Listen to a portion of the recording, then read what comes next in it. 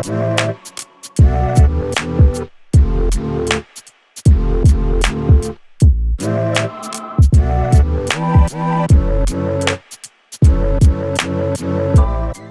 back, everyone, to a special episode of Profiles in Risk. I'm your host, Nick Lamparelli.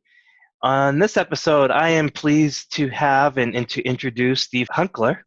Steve is the Chief Claims Officer for the State Compensation Insurance Fund in California. He is a longtime insurance professional, self-confessed insurance nerd. We love that. With executive stints at Balboa Insurance, State Auto, CNA, Travelers, AIG, Zurich. Is basically the cream of the crop. Steve, in other words, you must feel really comfortable in Yankee Stadium.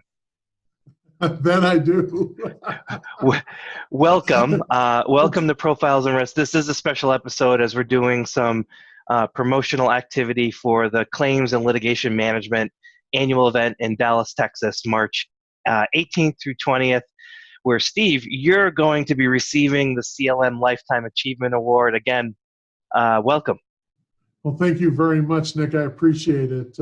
As you're doing that introduction, I'm sitting there thinking, geez, I think I ran out of insurance companies to work for.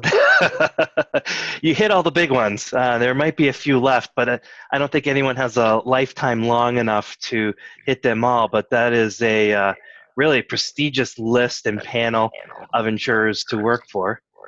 So, Steve, how did you get into insurance? When I came straight out of school, I went into a manufacturing management training program at a very large manufacturing company. One of the training positions that you rotated in and out of was loss control and workplace safety. When a worker was injured, basically I would go out and conduct the investigation, coordinate the benefits with the injured worker, and work with OSHA to complete any reports that needed to be done. Then we would conduct some postmortems and make some recommendations how to avoid future accidents like that. Seems just like it was natural to go into insurance when the downturn of the economy happened, and I was working with a group of folks, and I met a person by the name of David Bauer, who encouraged me to become a multi-line adjuster trainee with GAB. And that was back in November of 1982.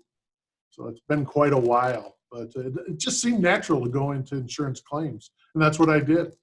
So what did you study? I actually studied leadership, and I studied business. Okay, so you had a lot of opportunities to go. I mean, insurance is multifaceted. What was it specifically about the claims part that intrigued you? Why not underwriting? Why not sales? You know, it's interesting when you ask that question, because I like to be challenged and I like a variety of tasks. I don't like to get bored. And I'll tell you that I think that's the reason that I went into claims. And I think that's the reason I stayed in claims for as many years as I did, was because every day is completely different. Every challenge is completely different. And it's really the promise that all of our underwriting and our marketing folks make to our policyholders is that we will have good and great claim service. So it was very easy to transition over. And then, you know, a good claim person also has inertia. And inertia makes it so that you don't want to move outside of claim. That was foreshadowing, because I want to talk about inertia, because I'm friends with quite a few claims professionals. They're eager, they love what they do, they always stay in claims, and there's a lot of they're inspired, you know. So what is it about claims that locks people in, pulls them in and keeps them in, and gives them this like inspirational boost that you see? Well, you know, I can't speak for everybody, but I can tell you that, you know, for myself, that I recognize the nobility of the work. It's very, very, it's fun to help people that have legitimate problems and that are insured with the companies that you work for. You know, helping an injured worker get healthy again, helping the employer figure out a good job for the injured worker to come back so they can return to work, and they can, to make sure that the healing process continues. But at the same time, make sure that the abusers of the system don't, aren't able to abuse the system. And, pay what we owe, defend what we don't, and do it with a great sense of urgency. There's never 2 days that are identical. And I think that's what really, when a claim person gets into it, it grabs them. And that variety and how fast the day goes by, I think it makes a big difference. And you feel good about what you've accomplished at the end of the day. And it just gets better and better with time. And the longer you do it, the more challenges you see. And the more challenges you overcome, the better you feel about what you've accomplished. So I love your answer. yeah. I could see why you're winning a Lifetime Achievement Award. That's some serious mojo there when it comes to claims. So I would be remiss if I didn't talk about, we live in this time of, quote unquote, insurtech, a lot of digital and technical changes occurring in our space. I'm curious as to how you have seen the change. So when you first started to what's going on today, how has the claims and claims process changed from when you first started? Geez, when I first started back in 1982, as that multi-line trainee adjuster, we didn't have cell phones. We had pockets full and ashtrays full of coins so that we could use payphones, and that's only if we could find one that was working at the time. That was how we communicated with our policyholders and claimants that we had appointments with. If we were running ahead of time, you stopped, made a phone call. If you were running late, you let them know in advance. Matter of fact, 1982 is when they actually came out with the first brick cell phone, and it looked like a brick. It cost $4,000. And I don't even know how much it would have cost to get a subscription to it. But we didn't even have that today. We've got iPhones, and we've got the ability to text message folks and to let them know, when we're running late or when we're running ahead of time. Back in the old days, the insurance companies issued us company cars, and they gave us these fold-up wooden ladders so that you could climb up on top of a roof. And I'm a big guy. I'm 6'6", and I'm big boned. And they had these skinny little ladders that would fold up and fit in your trunk. And I know that I challenged the weight classifications on those very good. But that's how we got up on top of roofs. Today, you can have satellite images of roofs, and you can have drones go up and view the damage from a hailstorm or from a windstorm. In the old days, we used to take pictures with a Polaroid camera. You remember the old Polaroid land cameras? And then we would get reimbursed for $1.25 per photo. And today's everything's digital, and it automatically uploads. You don't have to go back to the office and tape the photos onto a piece of paper and put in the description and send a copy of it off to the insurance company or put it in the file and justify it. We also took handwritten statements, and we used carbon paper. This is really going back. But today, everything is highly specialized, and it's easily transacted. Companies, each and every company that I've worked for has their own appetite for speed to innovation. Some of them are fast followers. Others are cutting edge, and they're the true innovators. Like here at State Fund, we're pushing the envelope, and we're looking for ways to make the entire workers' compensation system even more efficient than it's been for the injured workers, for the policyholders, the employers, the brokers, and the agents that trust us with their business. I'll give you an example. We're looking at a real-time utilization review process that we're calling You Are Connected. And it will real-time from a doctor's office. They can go in and input what normally would be a request for authorization. And instead of waiting 5 days for it to be transmitted back, approved, and then transmitted back to the medical provider, it's done in seconds. Mm. And, you think about that, what normally would have taken 5 days or to a week, it now is being done in seconds. It's just amazing how the innovation has changed.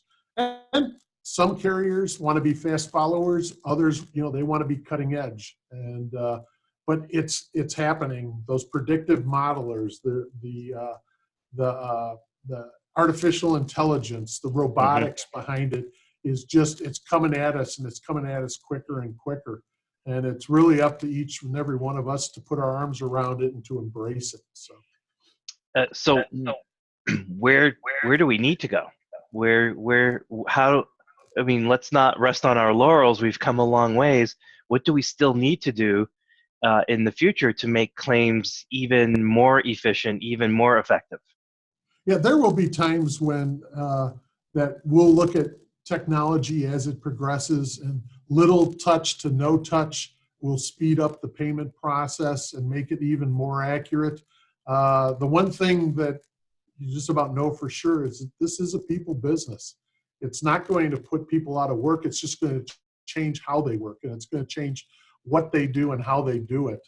I don't think that you'll see, at least in our lifetime, where it will be totally done by robotics and analytics. It'll still take people to put it together, to analyze it, to put that human touch to what we do and how we get it done. So this is a promotional piece for the CLM event that's coming. By the way, for those that are listening, I will be there. And Brian Falchuk, who a lot of you who are listening will recognize that name. He'll be there with us. So I recommend that you do go, because we'll have our selfie sticks out and we'll be conducting these sorts of interviews. But from the CLM, Brian, you're winning this Lifetime Achievement Award. What has the Alliance meant to your career or to the careers of some of your peers, over the course of time? Yeah, back in, I believe it was back in 2012 that the CLM first hosted their first Chief Claim Officer Summit. And I attended that in New York City. From that point, I was hooked. And by the end of the meeting, I had already volunteered to either chair or co-chair all the future Chief Claim Officer Summits. I was also named to their advisory board. I became a chancellor of the Claims College and helped develop and deliver many of the trainings for both the Chief Claim Officer Summit and the Claim College. It also allowed me to build a network. And if you think about, CLM and its 45,000 members that do claims and claims litigation, it allows you to build a network, and specifically a network of the chief claim officers that I was dealing with, that allowed us to really focus on why we were bringing suits against each other and why it didn't make sense to do that. And we formed a means by which we could contact each other and facilitate resolution instead of filing claims against each other and spending the unnecessary money for one to win and one to lose. Without CLM, neither my peers or I would have had these types of opportunities to grow, to learn, and to improve together. And I know that the network that I have is one that I use quite often, of the chief claim officers. And even beyond chief claim officers, just all the claims professionals that are involved, those 45,000 members. And that's a huge community when you think about it. Yeah. And claims is rapidly evolving. And from my perspective, you need that network, but you need that organization that's going to continuously inform you, get you in front of the change and the training that's required to understand the change and how you can adapt to it, evolve with it, And to me, that seems like, the CLM is sort of checking the boxes off when it comes to claims professionals, network, education, training, the whole thing. And so I would like to congratulate you. Thank you for coming on and talking about it. Are they going to make you wear the black tie? No, I think it's going to be a little bit more casual than that. But I'll wear a sport coat or something. I'll make it look. So, I would be remiss if I didn't throw one more thing in, Nick, sure, and that's that. please. The reason that I urge claim professionals to attend the CLM is really it gives everybody an opportunity to satisfy their thirst, their intellectual curiosity. And who better to do it with than the organization that's the fastest growing, largest network of peers that you would ever come upon. And it just gives us all that greatest opportunity to network with the industry's best and brightest. So yep. I welcome everybody that can attend, please attend. And I look forward to seeing you, Nick, there, and Brian and everybody else. Yep. Thank you very much for this opportunity. Yeah, I do beg of you to wear a black tie. I will have my selfie stick. So we'll get together. We'll share a memento with the rest of the audience. I will bring a black tie just for there you go. Please. There you go. It'll be worth its promotional weight. Steve, thanks so much. Congratulations again. And for those that are listening, again, it's the CLM annual event in Dallas, Texas, March 18th to 20th. And there'll be links either below this video or above this video. So please come visit me, Steve, and Brian. Steve, thanks again. Thank you very much. Take care. Cheers.